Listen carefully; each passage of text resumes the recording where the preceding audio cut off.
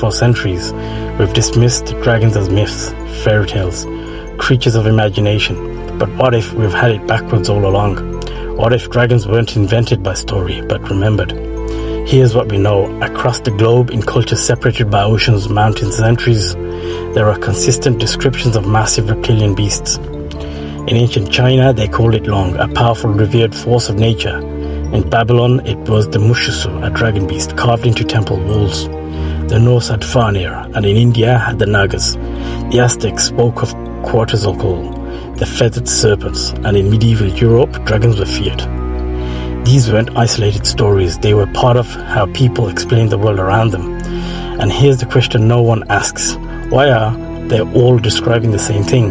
They didn't have contact with each other, no shared language, no shared books, yet somehow they came up with the same image, a massive intelligent serpent-like creature, sometimes with wings, sometimes with fire, always extraordinary. That's not coincidence, that's a memory. And it's not just mythology. The Greek historian Herodotus wrote about flying serpents in Egypt and Arabia. Marco Polo claimed to have seen them in China, creatures up to 25 feet long with legs and deadly bite. There are reports from Alexander the Great's campaigns about serpents so large they stopped entire battalions. These weren't fantasy authors. They were military leaders, explorers, historians. And then there's fossil record.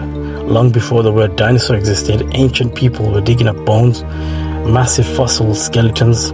They didn't know what they were looking at, but they called them what made sense to them, dragons.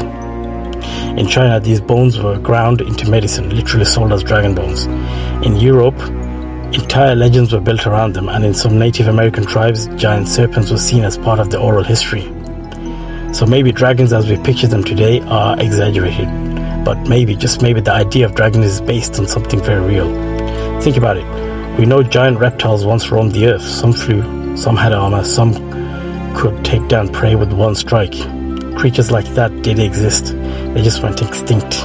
But what if a few survived long enough to leave a mark on human memory?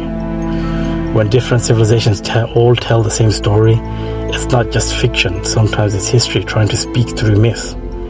Dragons may not have disappeared into the clouds. They may have simply vanished into legend, remembered not by fossils, but by stories they left behind.